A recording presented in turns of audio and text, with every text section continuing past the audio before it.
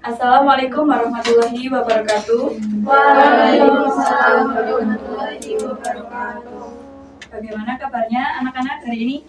Baik. Apakah sudah sarapan? Belum. Jadi sarapan ya setelah kelas ini. Bu.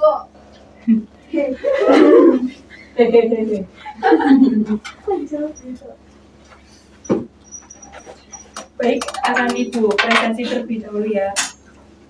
Sabila Sadida, Septi, Hadir, Bu. Nurul, Hadir.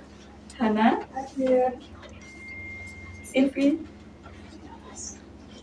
Hadir. Lulu, Hadir. Imatria,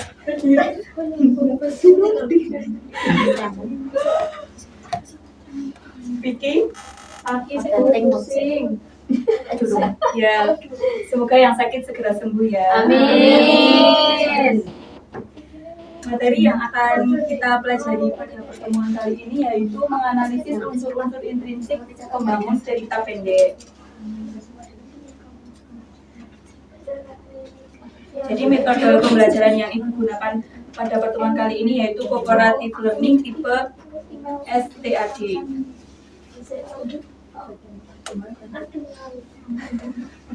Tujuan pembelajarannya yaitu membaca cerpen Tukang Cukur karya Budi Dharma dan memahami unsur-unsur pembangun cerpen seperti tema, amanah, tokoh, dan penokohan, sudut pandang pencerita, alur, latar cerita, dan gaya bahasa.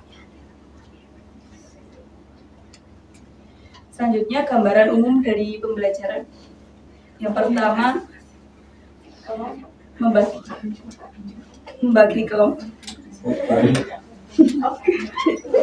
Maaf ya, ini kelebihan spasinya. Yang kedua, membaca cerpen bersama-sama. Kemudian yang ketiga, mengerjakan tugas kelompok. Yang keempat, presentasi. Kelima, evaluasi. Dan yang keenam yaitu penutup. Selanjutnya kita akan melakukan ice breaking terlebih dahulu. Bisa berdiri semuanya, anak-anak.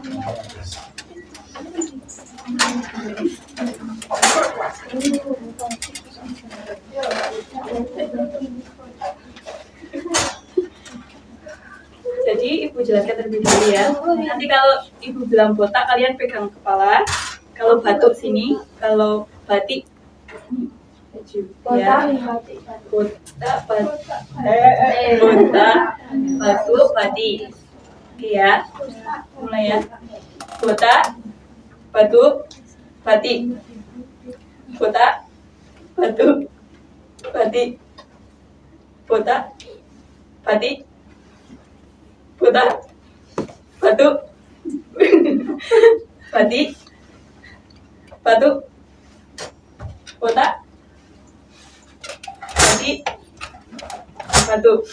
Oke. Fokus.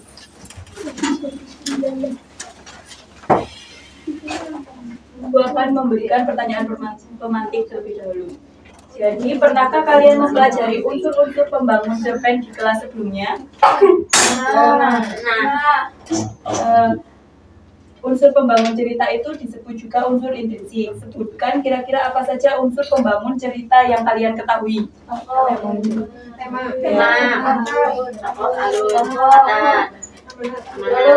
Ya, betul. Pintar.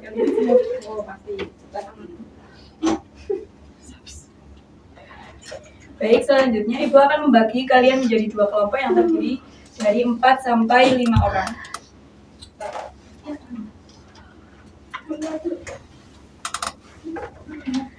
Pertama, kalian akan membaca cerpen Tukang Cukur terlebih dahulu secara bergantian ya.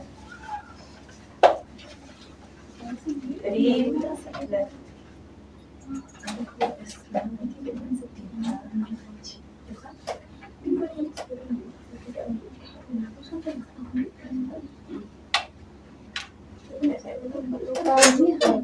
anak beras pelajaran kawasan pinggiran kota Kudus setiap hari kecuali Minggu dan hari libur berjalan kaki pergi pulang hampir 14 kilo ke sekolahnya.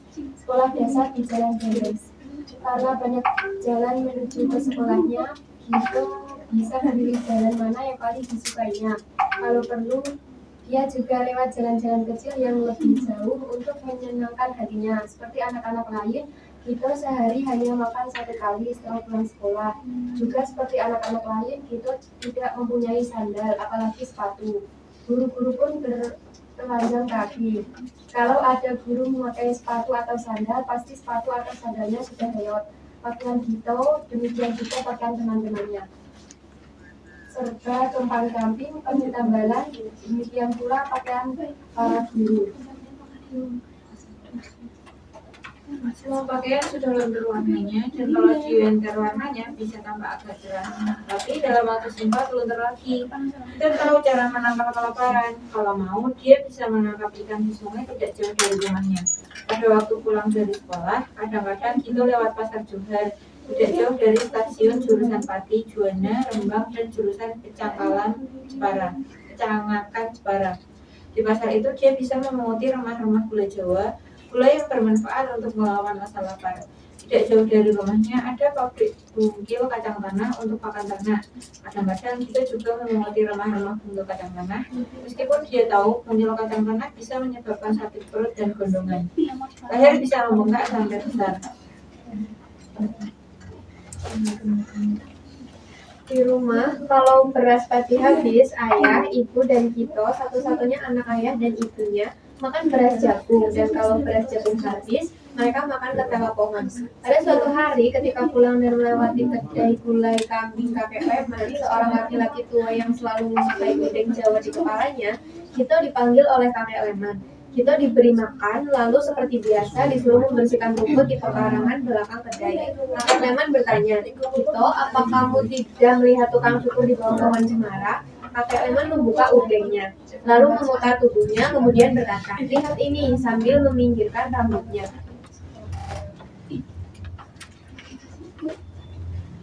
Tampak bekas luka biasa tapi agak dalam. Kakek Leman bercerita tanpa diketahui dari mana asal-usulnya. Tiba-tiba, pada suatu hari ada tukang cukur di bawah pohon cemara dekat Simpang 3 jalan yang menghubungkan jalan stasiun dengan jalan pimpinan. Beberapa langgaran kakek Leman, kata kakek Leman juga heran mengapa tiba-tiba ada tukang cukur di situ. Di antara 5 pelanggan kakek Leman yang pernah dicukur di situ, 3 orang telah dilukai kepalanya.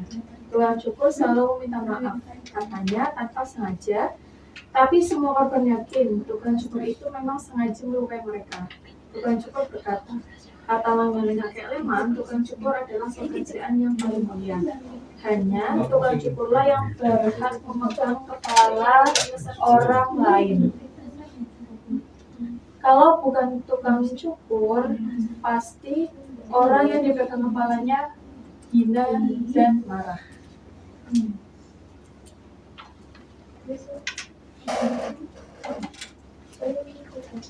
Kalau bukan tukang cukur, pasti orang yang dipegang kepalanya merasa dihina dan marah. Keesokan harinya ada sesuatu yang baru, yaitu kedatangan seorang guru baru bernama Dasuki. Kabarnya datang dari sebuah kota besar entah mana. Sekolah Gito mempunyai 6 kelas, mulai dari kelas 1 sampai dengan kelas 6. Jumlah guru ada 8, terdiri dari 6.000 guru kelas, 1 wakil kepala sekolah, dan 1 kepala sekolah. Kalau ada guru berhalangan, mereka menggantikan guru yang berhalangan datang. Karena semua guru datang, Dasuki masuk ke semua kelas, dan guru kelas yang dimasuki kelasnya harus ikut pelajaran Dasuki. Dasuki terus menekankan, negara yang paling hebat di dunia adalah Rusia. Semua kota dan desa di Rusia serba bersih. Semua penduduknya bahagia, makan enak-enak sampai kenyang. Lihat Johar itu, kata Dasuki sambil mengacungkan tangannya ke arah jalan Dendels. Lah, itu dia, kudanya kencing dan berak sambil lari, kotor. Di Rusia, semuanya sudah diatur dengan cermat. Tidak mungkin ada kuda kencing dan berak seperti di sini. Lalu, Dasuki menyambung ceritanya dengan kehebatan selain Rusia. Banyak murid yang terkagum-kagum, mulutnya agak menganga. Ada juga guru yang kagum, ada juga guru yang tersenyum-senyum tidak enak. Dan ada guru yang pura-pura mendengarkan Dasuki, tapi pikirannya membayangkan makanan-makanan enak seperti yang diceritakan Dasuki. Hanya beberapa minggu saja dan Kiki mengajar, sesudah itu dia pergi dan tidak pernah kembali.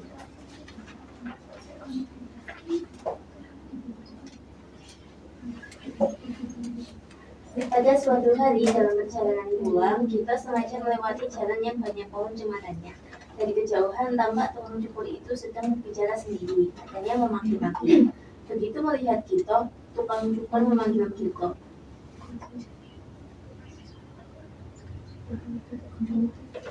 Sini kamu, kata tukang cukur. Saya cukur. Tukang cukur berjalan mendekati.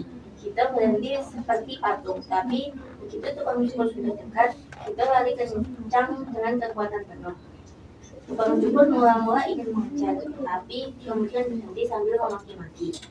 Akhir bulan September 1948 datang dan di mana-mana terasa suasana panas dan serba mengancam. Banyak tentara memakai topi merah berdatangan entah dari mana. Kata orang itulah tentara PKI. Mereka berkeliaran masuk keluar kampung dan kebanyakan bergerombol di daerah Sandulok di pinggir kota sebelah timur. Kemudian beberapa kali selama 24 jam terdengar tembak-tembakan. Makin hari makin banyak cerita mengenai orang hilang, orang dibunuh, dan macam-macam lagi yang bersifat. Mata uang Republik Indonesia dinyatakan bisa.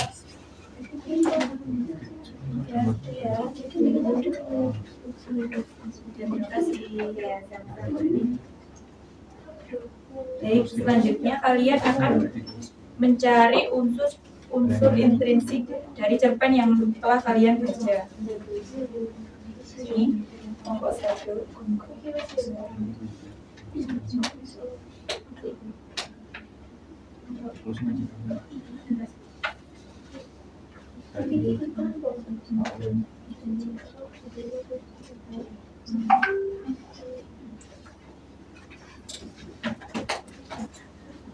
Baik Ibu, beri waktu 15 menit. Apakah cukup? 20. Ya, baik. Silakan dikerjakan. Kalau ada yang ingin ditanyakan, boleh.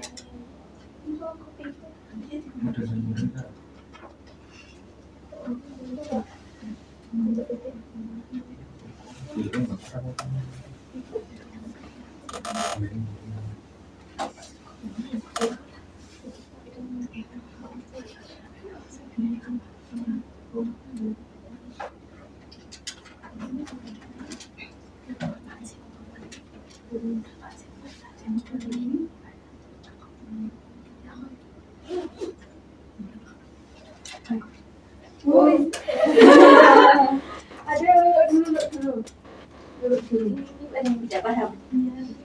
Mana Mbak Ibu?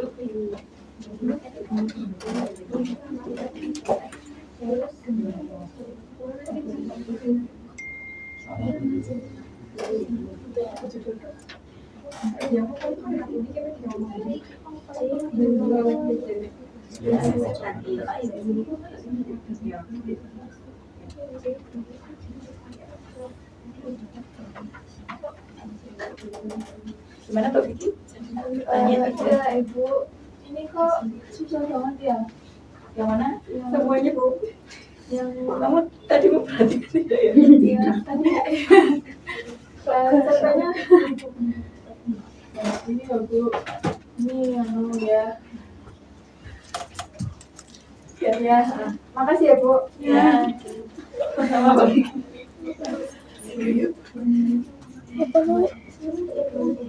Ini sampahnya siapa ya? Bukan punya saya udah. Oh Pak Ibu. Sudah. Tadi saya lupa untuk mengecek kebersihan dulu ya.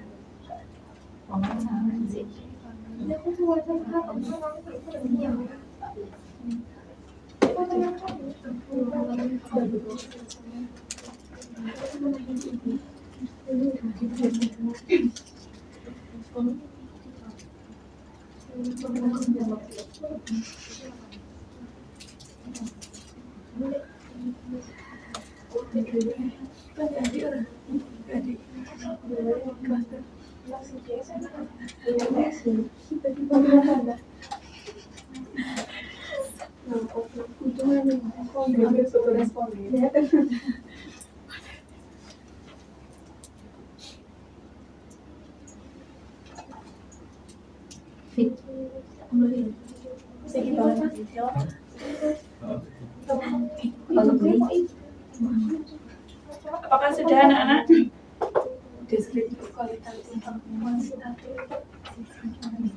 Sudah Bu. Ya silakan bisa maju perwakilan kelompok untuk membacakan hasil diskusi kelompok kalian. Silakan dari kelompok 1 dulu.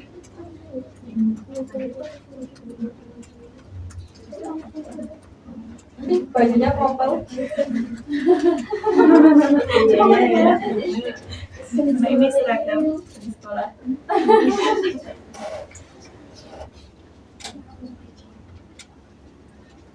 Bisa bersama-sama sama kelompok 2.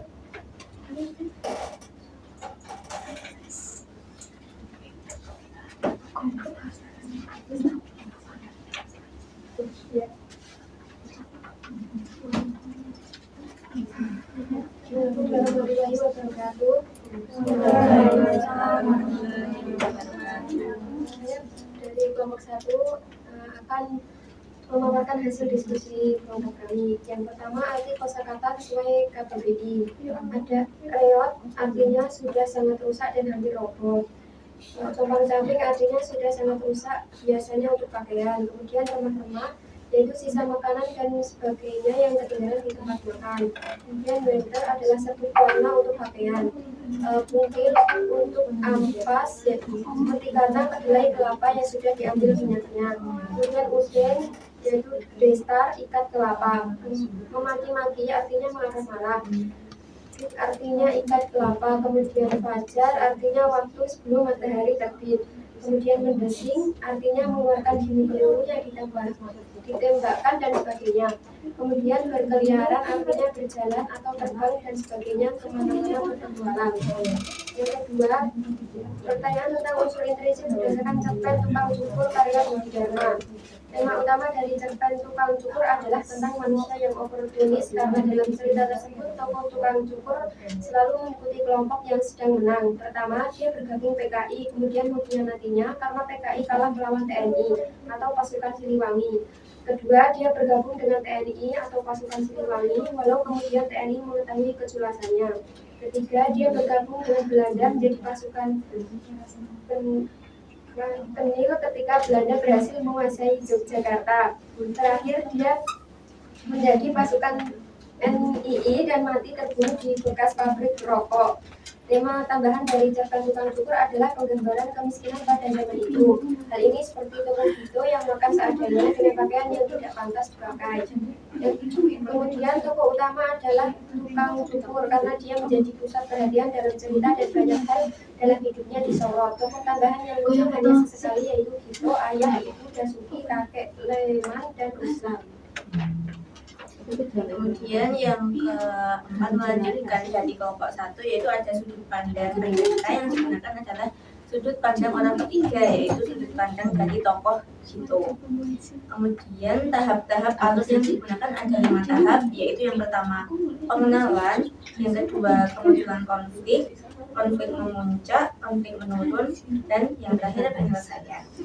Kemudian latar yang digunakan yaitu ada latar waktu, tempat, dan suasana. Latar tempat yang digunakan ada beberapa lokasi, yaitu di daerah Kudus yang terdapat pada kutipan Gito anak Getas Pejaten, kawasan pinggiran kota Kudus. Kemudian latar waktu pada cerpen ini yaitu pada September 1948 hingga Desember 1949.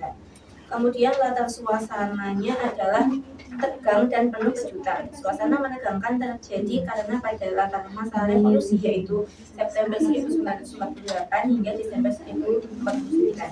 Kemudian gaya bahasa yang digunakan dalam cerpen tukang cukur ini sangat mewakili suasana dalam cerpen yang penuh ketegangan, seperti penggambaran perang yang memaksa Gito dan ayah ibunya untuk mengungsi.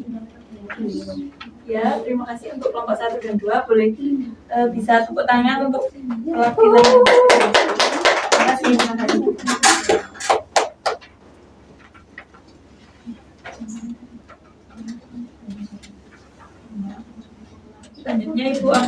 kembali mengenai unsur-unsur intrinsik dari cerpen. Yang pertama adalah tema. Tema adalah gagasan utama dari suatu cerita. Kemudian yang kedua adalah tokoh utama. Tokoh utama ini adalah tokoh yang ditampilkan secara terus-menerus atau paling sering diceritakan. Kemudian yang selanjutnya yaitu tokoh tambahan. Tokoh ini adalah tokoh yang dimunculkan sekali atau beberapa kali saja dalam sebuah cerita. Kemudian yang selanjutnya yaitu penokohan. Penokohan adalah cara penulis menggambarkan tokoh dalam cerita. Ada tokoh protagonis, tokoh antagonis, dan juga tokoh campuran. Kemudian yang selanjutnya yaitu sudut pandang pecerita, yaitu kedudukan penulis dalam suatu cerita. Sudut pandang pecerita ini dibagi menjadi dua sudut pandang, yaitu sudut pandang orang pertama dan juga sudut pandang orang ketiga. Selanjutnya ada alur atau plot. Alur atau plot ini merupakan rangkaian-rangkaian peristiwa yang memberikan sebuah hubungan sebab akibat. Kemudian yang selanjutnya yaitu latar. Latar adalah segala keterangan, petunjuk, dan acuan yang berkaitan dengan tempat, waktu, dan suasana terjadinya suatu peristiwa dalam karya sastra. Kemudian yang selanjutnya yaitu gaya bahasa. Gaya bahasa ini adalah bagaimana pengarang menggunakan bahasa yang tepat sehingga menampilkan suasana seperti sedih, gembira, menyeramkan, romantis, dan lain-lainnya. Kemudian yang terakhir itu ada amanat. Amanat adalah pesan yang ingin disampaikan penulis dalam sebuah cerita.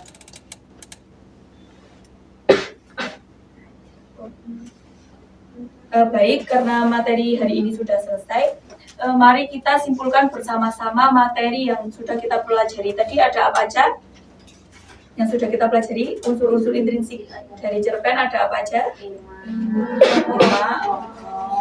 Latar, alur, pengantar, gaya bahasa, Ya, benar. Kemudian materi pada pertemuan berikutnya yang akan kita pelajari yaitu mengidentifikasi dan mengaplikasikan nilai-nilai kehidupan dalam cerita pendek.